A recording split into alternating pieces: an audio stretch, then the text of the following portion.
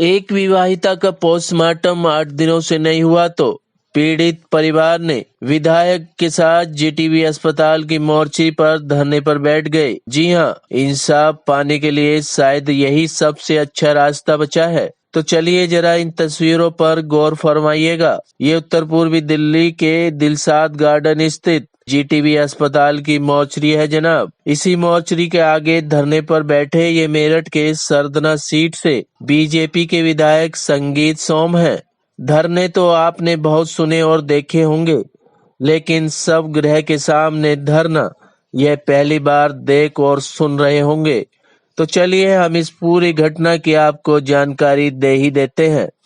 दरअसल मेरठ सरदना की रहने वाली मेघा जैन की शादी सादरा के पंचशील में हुई थी। बताया जा रहा है कि मेघा ने गृह क्लेश के चलते आत्महत्या कर ली। पीड़ित परिवार का आरोप है कि मेघा के ससुराल वालों ने उसकी हत्या की है।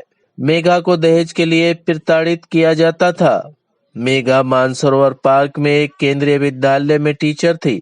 दिल्ली सरकार के अधिकारियों की लापरवाही की वजह से मेघा का 8 दिन से पोस्टमार्टम नहीं हुआ। आज 7वां दिन है इस बच्ची की हत्या हुई और 7 दिन में अभी तक ना पोस्टमार्टम हुआ है, ना कोई कार्रवाई हुई है। और पोस्टमार्टम आप देखिए कि इन लोगों को अभी तक बच्ची के दर्शन तक नहीं करने दिए और यहाँ के एसडीएम ना फ़ोन उठा रहे हैं किसी का, और ये लोग गए तो इन्हें धक्के मार के बाहर निकाल दिया।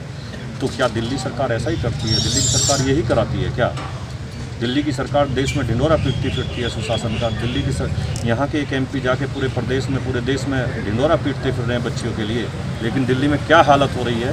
बच्चियों की हत्या हो रही है और उनके दर्शन तक नहीं करने दिए जा रहे हैं। 1 हफ्ते से पोस्टमार्टम नहीं हुआ, इससे बड़ी दुर्भाग्य की बात और क्या होगी? इसीलिए आज परिवार के लोग सब यहाँ बैठे हुए हैं। जब मुझे पता लगा मैं भी आया हूँ, तो उन्हीं के साथ हम लोग भी बैठे हैं, बच्ची को न्याय दिला करें। जब पुलिस वालों से आपकी बात हुई हो या किसी एसडीएम से, तो उन्होंने क्या कुछ कहा है?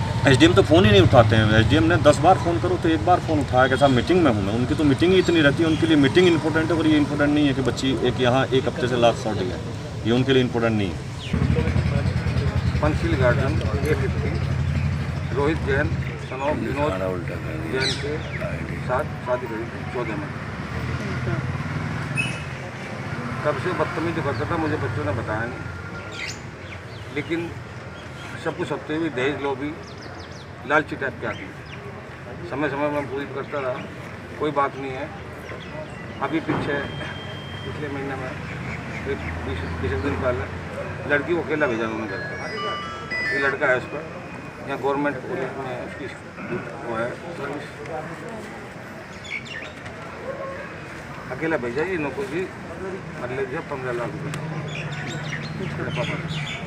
देखा पापा का ध्यान नहीं है, तो जाओ तो बेटे को ये छोड़ दो, अगर पैसे लाओ तो आ जाना, नहीं तो नहीं। और वास्तव में उस टाइम पैसे का मतलब मेरे पास एग्जाम भी नहीं था। मैंने कहा बेटे चलो अगले महीने कुछ करता हूँ, लेकिन मुझे क्या पता था कि वो मार दी। तो कैसे एक्सपायर हुए कुछ पता लग पाया था आपको? 10 अक्टूबर की सुबह लगभग 10 बजे मेरे बेटे के फ़ोन पर फ़ोन जाता है रोहित जैन को कि मोनू मेघा ने फांसी लगा दिया। हम तुरंत वहाँ चलते हैं, 14 मिनट बाद फिर उसका फ़ोन जाता है ना, वो ख़त्म हो गया। बस हम अपनी हालत लेकर यहाँ आए, करीब 1 बजे उनके घर पर पहुँचे। वहाँ हमें उनमें से कोई नहीं मिला। मेरे साथ जो भी लोग थे 10-5 उन्हें देखा तो कहने लगे भाई फांसी हो नहीं सकती, क्योंकि बेड की और छत की ऊंचाई बहुत कम थी।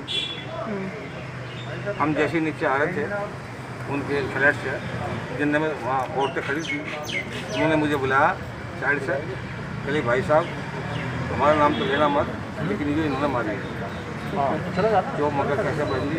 तो सुबह जो है चिल्लाने की आवाज़ आ रही है। हम लोग न्याय की उम्मीद नहीं बैठे हैं कि इंसाफ होगा।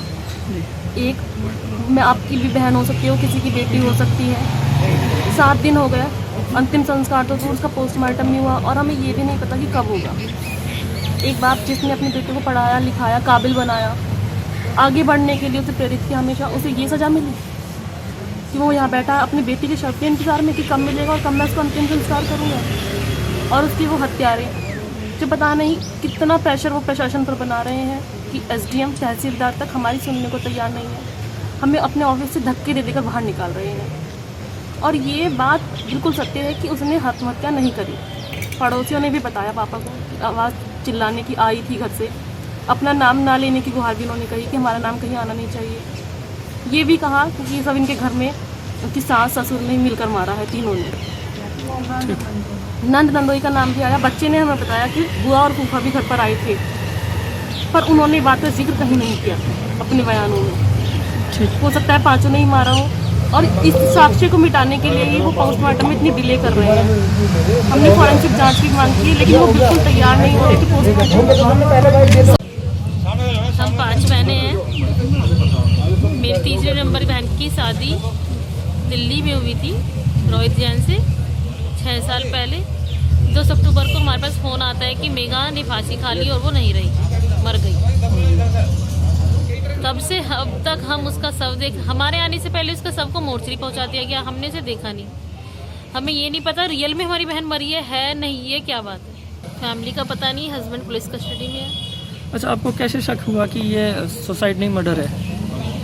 सुसाइड की कैसे हो सकता है? जिसका एक बेटा है, जो परिस्थिति से हमेशा लड़ती हुई आगे बढ़ती हुई जा रही है, उसने और मतलब कैसे हो सकता है ये बताओ। और अगर है कैसे हो सकता है, पहली बात तो यही है। वो हमें कोई इंडिकेशन देती कुछ भी नहीं है, वो खुश थी अपनी लाइफ से सेटिस्फाइड थी। एक्चुअली वो इतनी मोटिवेशनल गर्ल थी, इतनी सपोर्टिव खुद ही थी कि वो ऐसा कदम कभी उठा ही नहीं सकती। और यही वजह थी कि पीड़ित परिवार अपने विधायक के साथ मोर्चरी के आगे धरने पर बैठ गया। हालांकि धरने के बाद मृतक मेघा का पोस्टमार्टम हो गया, लेकिन विधायक संगीत सोम ने दिल्ली सरकार की कानून व्यवस्था और उनके अधिकारियों पर जमकर निशाना साधा और लापरवाही के भी आरोप लगाए। Live for India Hindi news के लिए रविंदर कुमार की रिपोर्ट।